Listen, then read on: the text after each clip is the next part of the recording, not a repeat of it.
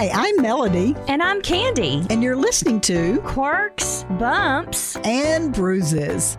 So on this episode of Quirks, Bumps, and Bruises, first of all, I have a guest in here, although she's not a guest because she's a coworker. Hi, guys. It is Wendy Bundy. And Wendy, first of all, give us your title. So I am the Community Care Coordinator here at Joy FM. I get to make arrangements for all the events that we go to. I get to love up on our listeners. And the main job that I really enjoy doing, and it's what I tell everybody, I get to cry, I get to pray, I get to love, and I get to laugh on everybody that I meet. So that's the best part. You sounded like you memorized that, but you didn't. I did not. Very good. And probably many of you listening have maybe even talked to Wendy at one time or another. But recently, Wendy, you were able to talk to someone from the American Heart Association. This is Heart Month, right? It is. February's Heart Month for American Heart Association. And just tell us who it is that you were able to talk to and kind of what that was about. And then we're going to share that interview that you yourself did with her. So, yes, we have our show called Community Matters, and we talk about things that are going on in our community. So I contacted Miss Jennifer Graziano, who is the Senior Community Impact Director for the American Heart Association of the Triad, and we talked about February being Heart Month, and it is so important for us to know how to recognize signs and symptoms of heart attacks and strokes, and how to take care of yourself so that you can avoid those issues if possible. And also the main thing is with Jennifer, especially in this role, it was a very personal thing for her when her mother went into sudden cardiac arrest and there was nobody there to help do CPR. So we also go into hands-only CPR that anybody can do, bystanders. You don't have to be certified. They teach you how to do it. You call 911 and they also tell you how to do it. One of the things that you are going to hear about is how to do hands-only CPR. And that's really, really important. You don't know how many lives it can be saved if you at least just try. That's awesome. And I know that if I'm not mistaken, and you and Jennifer may get into this, but heart attacks, heart issues is the number one cause of death in women, correct? Actually, heart attacks are the number one cause of death in the United States. Men and women. Men and women. Wow. And strokes are the fifth. So important information. And so we're going to just play that interview right now for you. Very important, y'all. Not only listen to it yourself, share it with your family, your friends, and those that you love. Here is Wendy and Jennifer from the American Heart Association. Hi, this is Wendy, your host for Community Matters here on Joy FM. And today we're going to be talking about some information that could save your life. The month of February is American Heart Month for the American Heart Association. Now, last year marked 100 years of life-saving work for the American Heart Association, and they will continue to keep sharing this information to help you enjoy a healthy lifestyle. Now, today I'll be talking to Miss Jennifer Graziano, who is the Senior Community Impact Director for the American Heart Association on heart health. And for the next 3 weekends, we will be sharing information on signs and symptoms of a heart attack or a stroke, information on how to maintain a healthy lifestyle, and what to do in case of an emergency. Miss Jennifer, we are so grateful and so thankful to have you here today. And I do want to point out that she is the Impact Director for the local triad, but American Heart Association is nationwide. They have local markets everywhere in your community, so please give them a call. Look up their website, which is heart.org.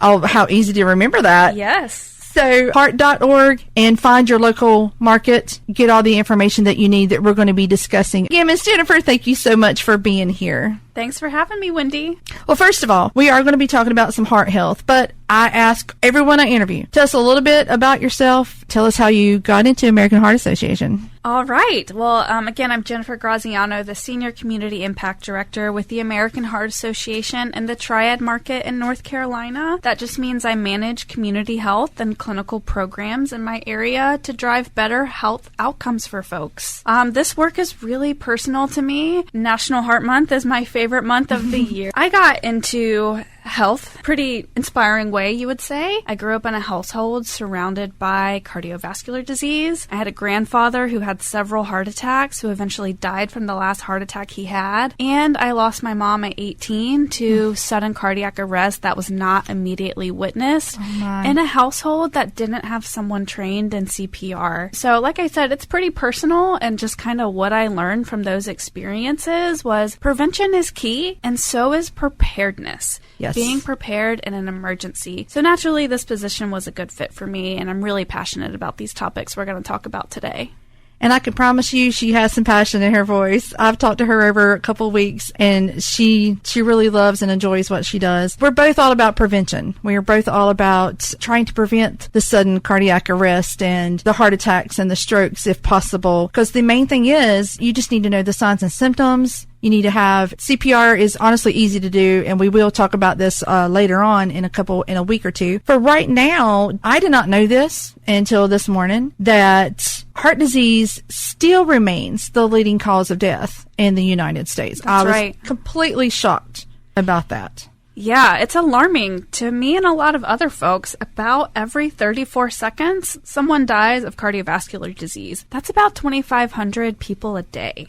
So it's pretty prevalent. Wow, that is a lot. Yeah, and I think what's more important to understand, I mean, that helps us understand the why, but also making sure we know the warning signs so that ultimately we could save a life. Yes. In my past job as a paramedic, it is really important to be able to pick up some signs and symptoms. And there's so many signs and symptoms of a heart attack. It may be different from one person to the other. One person may have chest pain. One person may have jaw pain. Men and women are different. That's right. Miss Jennifer, can you tell us some of the warning signs of a heart attack that are sometimes typical and maybe can be not so typical? Definitely. We'll go through what those warning signs are. But ultimately, if you or anyone you're with is having these symptoms, the first thing you want to do is call 911. Yes. For a stroke, which we'll jump into, but you want to note the time that those symptoms first appeared, because a first responder may be able to administer a clot-busting drug within those first few hours to really improve your chances of getting better faster. For a heart attack, the most common one, and maybe one listeners are familiar with, is chest pain. That can be sudden and intense, or it can happen slowly, which can be more alarming because you might attribute it to something else. The way you're responding to the lunch you had, the physical activity you're doing. Yes. So it can be intense, or it could be gradual, or just kind of feel like mild discomfort. Yeah. Your chest could just get a little tight. Yeah. Yep. Yeah. So that's kind of more the center of the chest, and it can come and go. That's another thing. People might ignore it because it comes and goes. It can feel like uncomfortable pressure, squeezing, fullness, or pain. Shortness of breath. You can have that with or without the chest discomfort. You can have discomfort in other areas of the body, like the arms, the back, the neck, the jaw, the stomach. You might break out in a cold sweat, have some nausea or lightheadedness. And now women. Yes, women are, we're different. That's right. We're different. And our brains are wired to think, oh, it's nothing. Right. We do every time. Yep. Oh, it's stress. Yep. So we're more likely to ignore our symptoms. Women, now they still have the common chest pain that men will have, but they're more likely than men to experience some of those other symptoms, particularly shortness of breath, nausea, vomiting, and back or jaw pain. I've noticed in my past career that a lot of women it was just back pain. Their back was bothering them and they couldn't figure out. It was just sudden. Yeah, and you know, how common are we to say, it's because I carried my kid around all day, Yes. or I did a day's worth of chores, and Yeah. think our back pain is related to that. It is hard to associate back pain with chest pain. Yeah, so we just want to put these warning signs to memory. Yes. The main thing is don't be afraid to call 911. Right. If it's not a heart attack going on, you get to the hospital and it was just acid reflux. That's better than waiting around and deciding, oh, I'll go later, and then you have more heart damage, you have more issues, and I'll just be honest, you may not be there to make it till later. Risk. Yeah. It is real important to never be afraid to call 911. They will come out. They will check you out. I've always told people any type of chest pain, any of these symptoms, they need to go to the hospital, get some blood work done. Just ease their mind. If anything else, ease their mind that is this a heart attack or is this not? Right. But at least you know. Right. At least you know. For sure.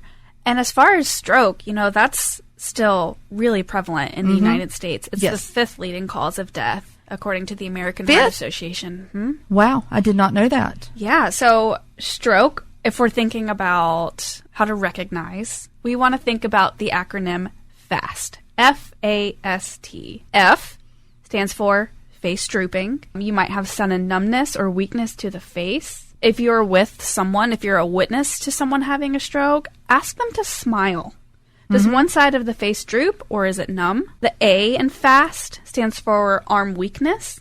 Ask the person to raise both arms. Is one arm weak or numb? Does one arm drift downward? So that weakness is a sign of a stroke, especially on one side of the body. Speech difficulty. So ask a person to repeat a simple sentence. Just ask them, the sky is blue. If they're unable to speak or if they're hard to understand, that would be a warning sign. And then the T in FAST is time to call 911. If a person shows any of these symptoms, even if the symptoms go away, call 911 and get them to the hospital immediately. So we're looking for that sudden numbness or weakness of the face or the arms or the legs, confusion, trouble speaking, trouble seeing, sudden trouble walking or loss of balance, and sometimes severe headache with no known cause. So that's that acronym you want to memorize so that you can spot it quickly and act fast. Act fast. I will tell you that I had a gentleman who he only experienced speech issues. He couldn't talk. Yeah. He was talking to his wife and then he stopped talking. He was having a stroke. It kind of depends on where you have it, in the brain. Right. But a lot of times you are going to have the fast symptoms. And as soon as you recognize it, call 911 if you or a loved one are having any of these warning symptoms, any of these problems. I cannot stress it enough. And I know Miss Jennifer cannot stress it enough. Please call 911. That's right. Do not delay getting the care you need so that you can walk out of the hospital the same person you were going into it, with the same lifestyle and the same quality of life. I know that we gave you a lot of information. There were a lot of symptoms that were present that we talked about. Heart attack symptoms, stroke symptoms. I understand that's just a lot of information. So I encourage you to go online to heart.org, www.heart.org, and learn more. We are a wealth of resources. Feel free to check us out. We've got a search bar. If it's heart attack you want to learn more about, stroke, nutrition, anything, AFib, we got you covered. Yeah, they do have a lot of stuff on their website. We could have way more than 4 segments if we went over everything on their website. The most important ones are the heart attack and stroke symptoms and other things that we'll be talking about in the next coming weeks. I do encourage you to go online, check everything out, have these memorized, even if it's just 1 or 2 things. And again, please call 911 with any sign or symptom of anything. Please call 911. They will be happy to come out and check you out and take care of you. So, Miss Jennifer, did we miss anything? That covers it. And we'll get a chance to go into this in more detail, but know your health history, know your family history, know your numbers. If it's been a while since you've seen your doctor, go and get your annual physical. Know your baseline. Know your normal. So that when something abnormal, like perhaps warning signs of a heart attack or stroke, show up, you know that this isn't something you regularly deal with. That is something you do need to know. That is important. It's important to also know your medications as well. Have them out, have them where the medics can come in and see them, have everything there. And like she said, know your numbers, know what's normal. That's all really good information to have when you call 911. I hope you learned a lot today. This subject is very near and dear to my heart, to me and to Miss Jennifer. We just really want to get this information out there and get you to understand that there are ways. It may be the leading cause of death, but there are ways that you can prevent that. And I cannot get over that stroke was the 5th leading cause of death. There's a ways, if you recognize the symptoms right away, there are ways that they can reverse the symptoms. There are ways that they can minimize the symptoms. So that is why it is so important to know the signs and symptoms of a heart attack and a stroke. Tell us how we can be a little heart healthy. What can we do? Oh, this is such a fun topic for me. And this is really personal because I think prevention is so important. So the American Heart Association kind of categorizes these 8 most important things. We call them life's essential 8. And these are kind of the key measures for improving and maintaining good cardiovascular health. So better cardiovascular health helps lower the risk. That's the goal here. Prevent and lower the risk for heart disease, stroke, and any other major health problems. So we're going to talk about these 8 things in 2 groups. We're going to talk about our health behaviors and our health factors. So for our health behaviors, so think about the things you can control, the things you can change. That's eating better, being more active, quitting tobacco, and getting healthy sleep. And then our health factors are managing your weight, control cholesterol, manage blood sugar, and manage blood pressure. Should we jump into nutrition first? I'm sitting here thinking I need to do a little bit better with my health.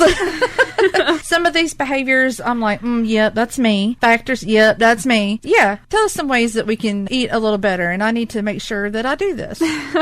So we just want to think about making smart choices and swaps to build an overall healthy eating style, right? Mm-hmm. The things we do more often matter a lot more than the things we do on occasion. We want to watch our calories and watch our portions, make sure they're appropriate for our age and our size and our height. So in other words, we can't fill the plate up? It depends. But let's think about the things we can maybe add more of to our eating pattern. Okay. Can we fill the plate up with a lot of salad, but not all the potato salad and mac and cheese? Yeah, so the distribution of the foods we eat definitely have an impact on our overall health. We want to think about adding more vegetables, fruits, whole grains, beans, legumes, nuts, plant-based proteins, lean animal proteins, skinless poultry, fish, seafood. Those are the things we want to emphasize the most. Now, on the flip side, what are the things to maybe limit or avoid? Oh, this is going to be the hard part, isn't it? Yeah, I'm already cringing. It is for some people, but it can also be the simplest place to start for a lot of folks. Think about limiting our sweetened drinks, alcohol, sodium, red and processed meats, refined carbohydrates, maybe our full-fat dairy we can reduce, highly processed foods, and some tropical oils like coconut and palm oil. And then also pretty strictly avoid trans fat and partially hydrogenated oils. Those are mostly found in like your commercial baked goods and your fried foods. All the good food. It's okay because I want to live a little bit longer. I want to do a lot more things. God has a plan for me. I can't do it if I'm not going to eat right and going to make myself sick. So I'm good with enjoying some extra vegetables, and I already like fish. There you go. So I'm already one step ahead. I gave up my sodas for a year. I'm done with them. I don't do them anymore. I'm getting there. Yeah, and I think that's such a key thing to remember is small changes over time really make big impact. So finding what is that thing that's achievable, probably not going to overhaul your whole diet in a day and sustain it. But if gradually over time you eliminated sugar sweetened sodas and then after you felt like you were sustaining that well, you swapped out some of your protein food choices or some of your snack choices for fruits and vegetables. It really makes a big impact over time. I think if you find something that you really like and try some of these things, it's like, wow. An open These mind. Taste really good. Yeah. You never know. And there's so many heart healthy ways to cook these things, and you can try different recipes. So there's all kinds of ways that you can take all of these and try to live a little bit healthier. And make it enjoyable. Yeah, make it enjoyable. Yeah. Have a little fun time when you're cooking. Just have a little bit of fun time of like cooking together, chopping the vegetables together, kind of making it like, even with your children, make it like a little game. Absolutely. The American Heart Association has endless healthy recipes at heart.org. So check that out too if you need more recipes. There's also great information on how to read and understand our food labels so that we can make healthier choices. We can help compare product to product and maybe choose products that have lower amounts of sodium, saturated fat, and added sugar. So getting an understanding of what that food label means and how to make smart consumer choices is also really key to driving our health outcomes. So read those labels. Yes. Your life depends on it. It could. I mean, seriously. Yeah. So then that leads us to another key part of a healthy heart is being physically active and kind of what some guidelines are around that. See, that's my problem. I have no energy, but I would have energy if I would get more active. I need to get active is what I need to do. Action precedes motivation. Yeah, there That's you right. go. I just need, I'm going to get the energy if I get up and just do things. That's going to give me the energy to keep going. And that goes back to that kind of small attainable goal, right? So maybe it is a 10-minute lunch break that over time you can build the intensity or the duration of how long you walk for. I mean, we can walk to the post office and back from work. Yeah. That's just maybe a 10-minute walk. There you go. Where you want to aim for about 2.5 hours of moderate physical activity a week or 75 minutes of vigorous activity. For kids, that should be 60 minutes a day. So I think we get really caught up about it has to be at a gym or it has to be so technical. It doesn't. Yes. Just move your body to the point where your heartbeat elevates and your breathing rate elevates, but you can still carry a conversation if you needed to. That's kind of what we're looking for with moderate physical activity. So about 2.5 hours a week. And like I said, start small and over time, increase your activity, increase your intensity, try new things.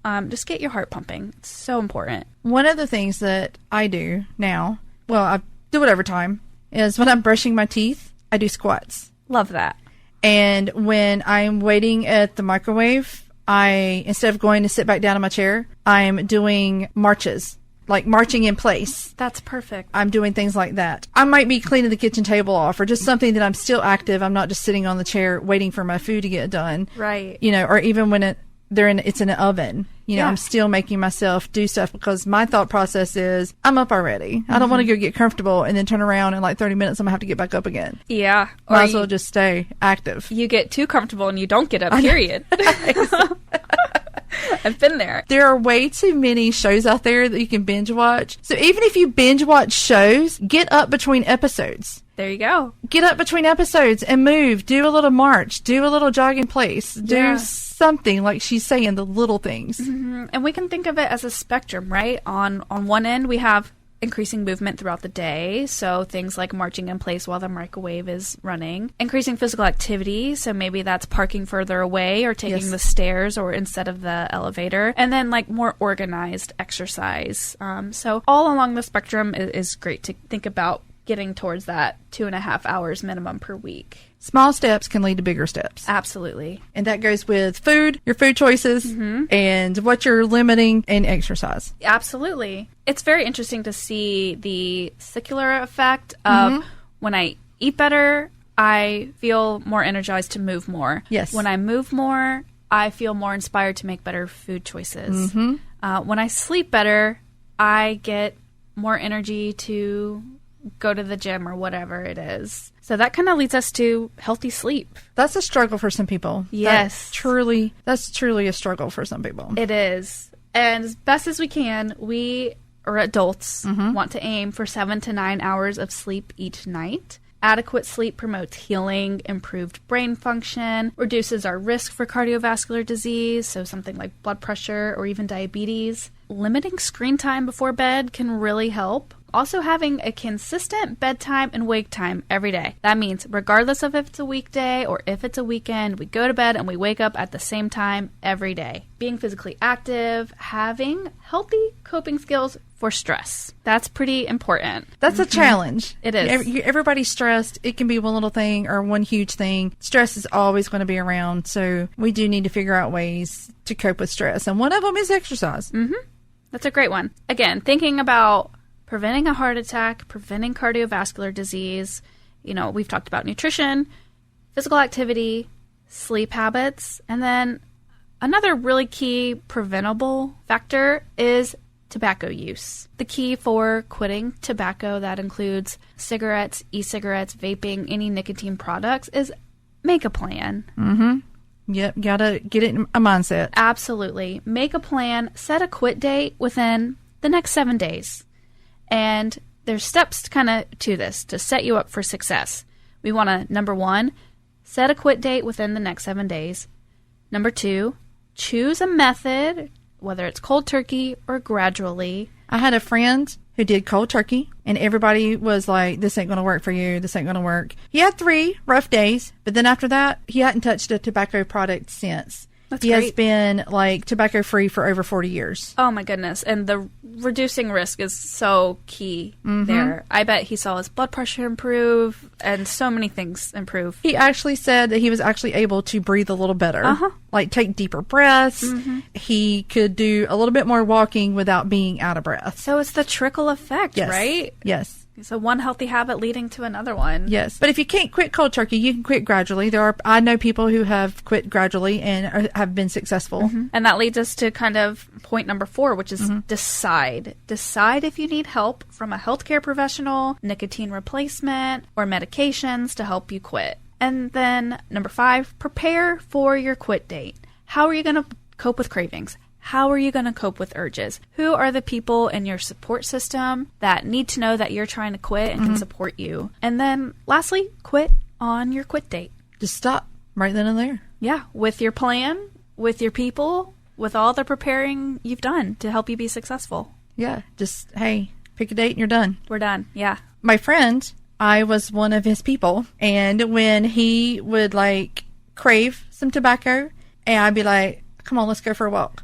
I would direct his mindset to something else. Distract him, yes. I would distract him. A lot of times we'd go for a walk. Now, it was a walk around a parking lot, but we still went for a walk. And by the time we were done and we had our little talk about whatever, he was good to go. And think about, that could have been a trigger he was having or an urge, and how just those simple kind of really evidence-based strategies go a long way when you have the support in place. So again, when we think about life's essential 8, the first part of it is those health behaviors, those things we kind of have control over. Eating well, moving our bodies, sleeping, getting adequate sleep, and quitting tobacco. And then the other half of it really is those health factors. So managing your weight, controlling cholesterol, managing your blood sugar, and managing your blood pressure. This is a conversation with you and your healthcare provider. Yes. Ideally, we're looking for a BMI under 25 to manage weight. We're looking for certain total cholesterol and LDL or bad cholesterol. We're looking for a goal blood sugar. We're looking for a goal blood pressure. And there's general recommendations out there. We're not going to go into that today because those things are so individualized. Yes. And the key here is have a plan to what those numbers should be with your healthcare provider. So that means you see them at a minimum yearly. That's important because you can eat healthy. You can exercise. You can do all kinds of these things, and you can still have high blood pressure. Yeah. It could be through genetic factors, something you can't even control. High cholesterol can be a genetic thing that you may not be able to control unless you talk to your doctor. You may have to get on meds. At least when you go see your doctor, you know your numbers, you know what you have to work on. Hopefully he's there to encourage you to do better for your health. Yeah, and it's just think of it as just a teammate on your health journey. Yep. You're doing your part with your nutrition and your physical activity, and they're doing their part with adjusting your medications as needed, ordering certain labs that you might need because of your own individual risk and health history. Yeah, and your doctors have resources that they can send you to. Yeah. They can send you to a nutritionist. If you need to get specialty care from like an endocrinologist or a cardiologist, someone who can look at it through their specialty lens. So just keep those things in mind when we talk about preventing cardiovascular disease, our behaviors and our health factors. So Jennifer, can you tell us where we can go to get that information? Yes, you can go to www.heart.org/lifes8 to learn more about Life's Essentials 8. We even have Life Essentials 8 for kids. Oh, cool. And a little quiz you can do to figure out what your heart score is and get some personalized advice based on your own health behaviors and health factors. And don't forget that at www.heart.org, you can get some of those recipes. I looked up some of those recipes and they sound really delicious. Yes. Yeah. So you can get all this information on their website. Yep, that's www.heart.org. February is Heart Health Month for the American Heart Association, and we just want you to know the signs and symptoms of heart attack and stroke so you can get some help right away. We want you to learn how to live a healthy lifestyle, do some exercise, eat a little better, and avoid certain things. We want you to do all this to hopefully help you to have a healthier lifestyle, to also not have you suffer a sudden cardiac arrest or suffer a heart attack or stroke. Cardiovascular disease is the number one cause of death. So I just wanted to let you listeners know today that this may be a sensitive subject to some people. We are going to be talking about sudden cardiac arrest that can lead to death. So we understand that some people may not want to hear this, and that is why I'm letting you know ahead of time, just in case. So I hope you can listen and hope you can understand, so that, you know, in the possibility of something happens in the future, that there may be something that someone can do. So today we're going to go over what to do when someone you love, or maybe a bystander, suffers from a cardiac emergency, and why it is so important for that early and quick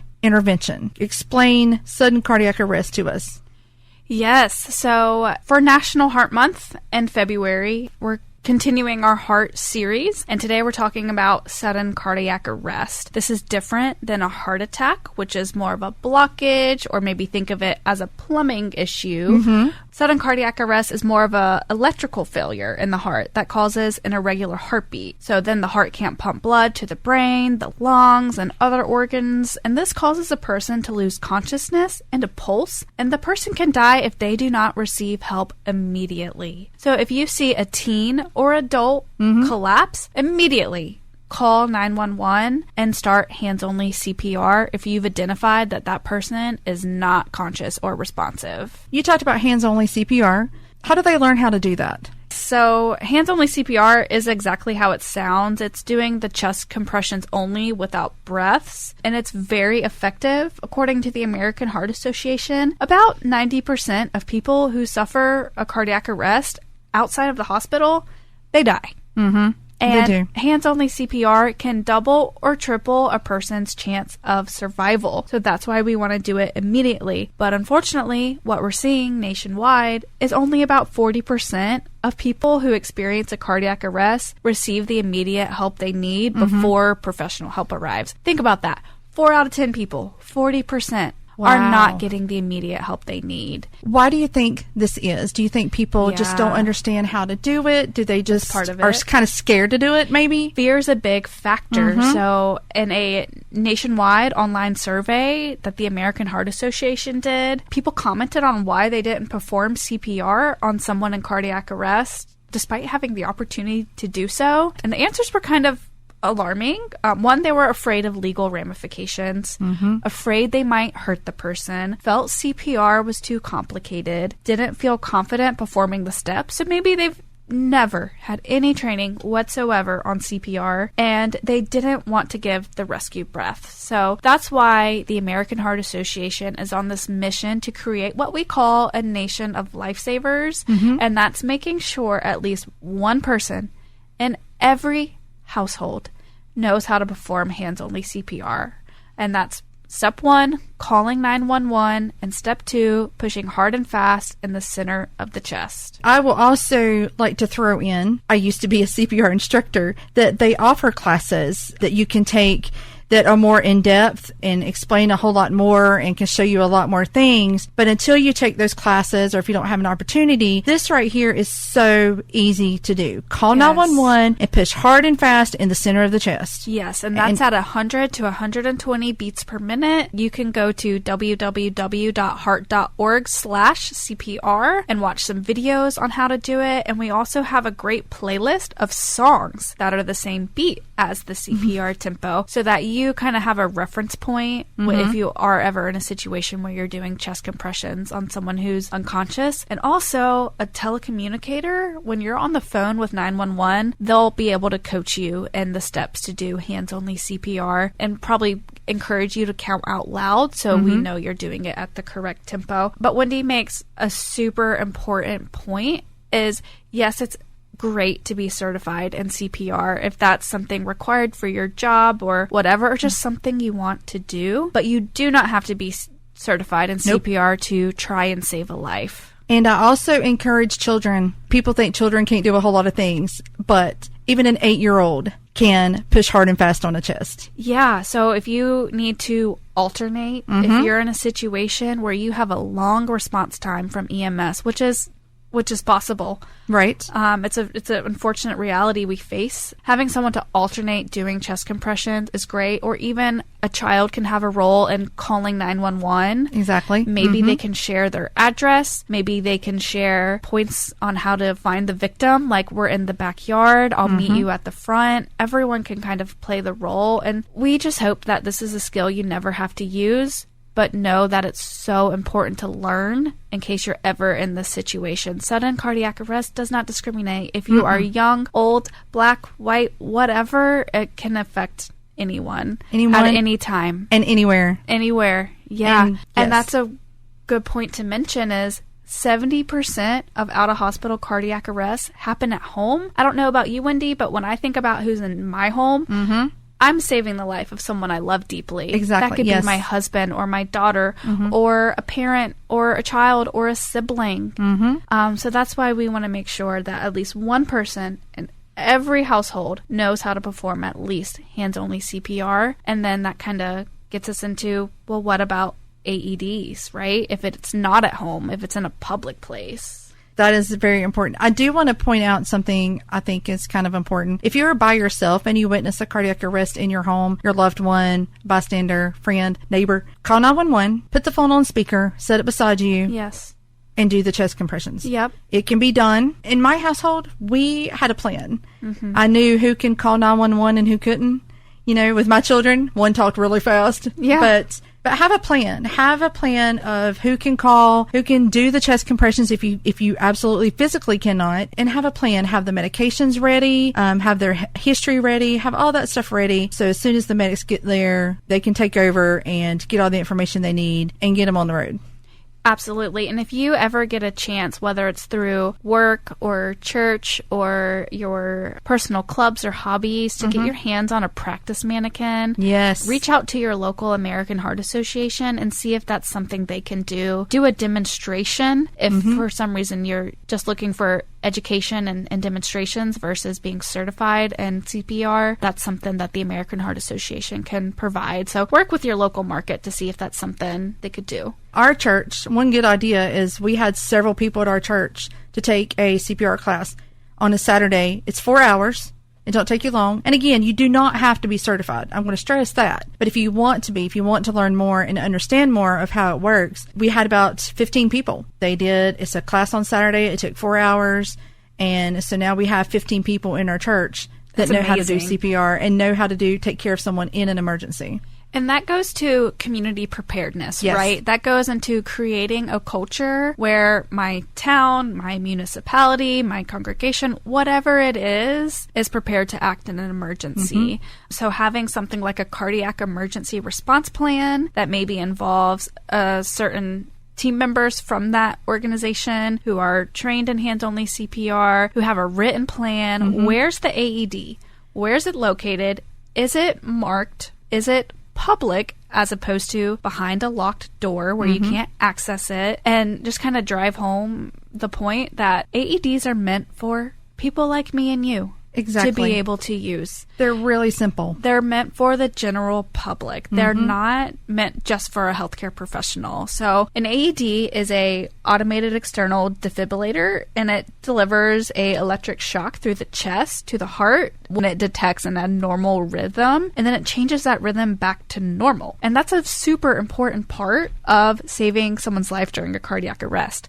So if you are in a place where there is an AED, you want to do CPR combined with using an AED to provide the best chance of survival. And the AED tells you exactly how to use it. It prompts you. All you have to do is hit the button to turn it on, and it tells you every single step that you need to do. We have one in our church. We actually had a cardiac event to happen in our church several years ago when we did not have an AED, but people trained in CPR at that time, she is still here with us today. Because of that, we have an AED now. We have it right there. It's between the bathrooms, right there. Everybody knows where it is, and you run and get it and use it, turn it on, and go from there. And that's so important to note, is that it's public. Yes. And it's available. and it's meant for any bystander to grab, right? Yes. We want to create that norm that the business owner has to be the one to grab it, or the health ministry council, or the nurse, or whoever. It's meant for any general public person. Yes. And like Wendy said, is we want to place any fear around it. It's not going to deliver a shock if one's not needed. Right. So it's not. It is that machine's job to do the detecting and do the decision making. It is. It takes away all the guesswork. Yes. There's no guesswork.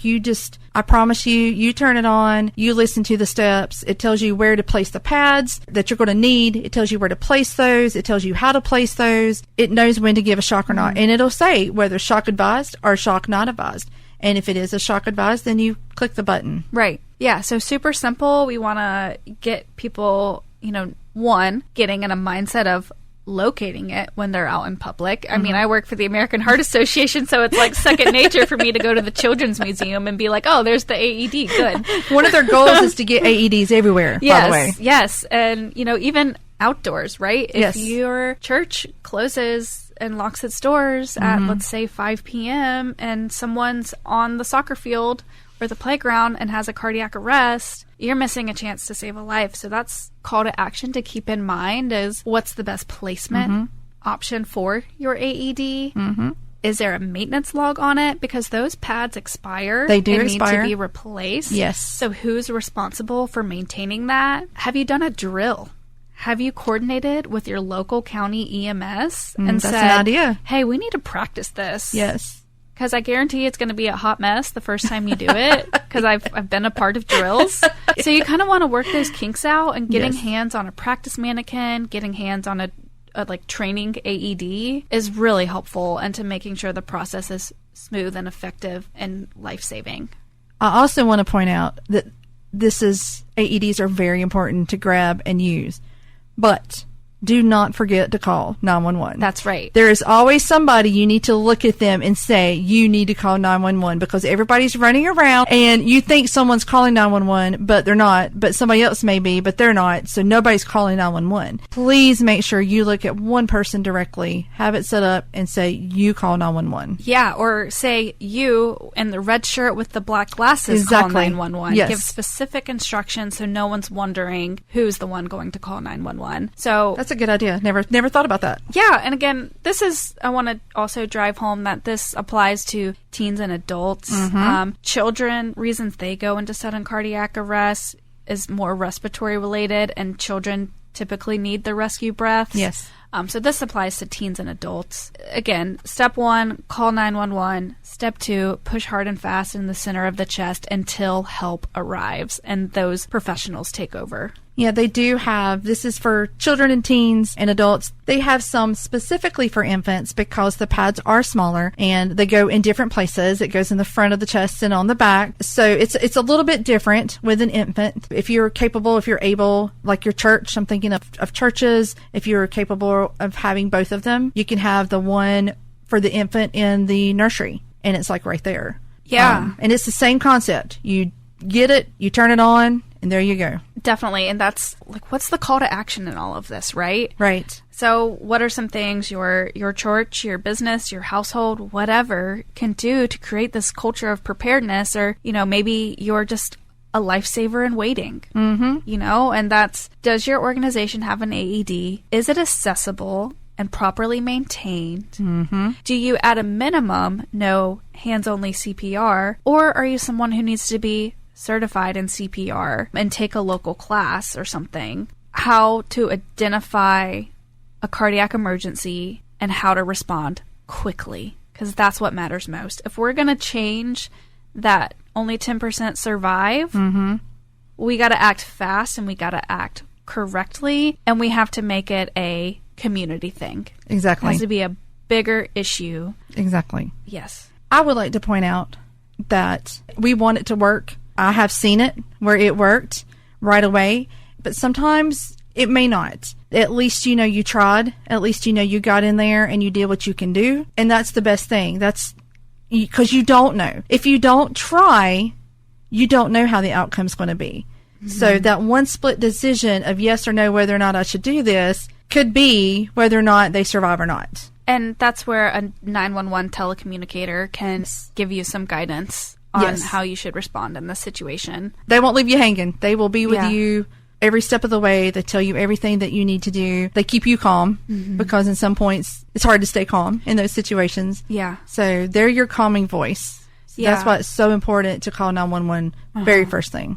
Yeah. Let the professionals do their job, but also, you know, if you are an organization like a church, practice it. Yes. Have a cardiac emergency response plan. I did not even think about that. Do some drills. Yes. You know, that's something your local American Heart Association market can help you do. If you have an AED, is create that cardiac emergency response plan, help you organize a drill so that you feel confident to act in an emergency. And I'd also like to note, churches aren't just places of worship. They can be polling sites. Yeah, true. They can have athletic events. Yes. They can have other community events like food pantries that bring in other community members. So you're looking out for the whole community. You're not just getting it for your congregation. You can be getting it for anyone that is using your church at that time. Absolutely. Just remember, CPR can double or triple a person's chance of survival. That's just getting in there and, again, just the two-step. Call 911 and push hard and fast in the center of the chest. That's still better than not knowing what to do and not doing anything. Absolutely. And to learn more information, you can go to www.heart.org/CPR to watch some tutorials and videos, learn how to do hands-only CPR and apply an AED, or find a local course near you to be certified in CPR. We have learned a lot from the American Heart Association. We have learned the signs and symptoms of a heart attack and stroke, a lot of ways that we can maintain some heart health and be healthy. And I'm still working on that, but I'm going to do it. Now we understand what happens if someone were to be in an emergency situation where they're unresponsive, they're not talking, and a possibility of not having a heartbeat at that time. It is real important to know what to do in these situations. And the first thing you want to do, again, call 911 and don't panic. Just take one step at a time. It's going to be okay. Yeah, you did your part. So thank you so much for being here. Again, remember that February is National Heart Month. Heart.org has a wealth of resources if you're looking for recipes, physical activity advice, stress management advice, just to learn more maybe about the conditions you manage, or to even get connected to support groups or ways to be involved in the community that drive good health outcomes so that everyone gets a chance for a longer, healthier life. Thank you, Jennifer. You summed that up. I don't even have to say anything else. That was perfect. Thank you so much for having me, Wendy. It's a joy to be here. Thanks for listening to the Quirks, Bumps, and Bruises podcast with Candy and Melody. If you enjoyed the show, please take a moment to subscribe, rate, and share the podcast. You can learn more at joyfm.org.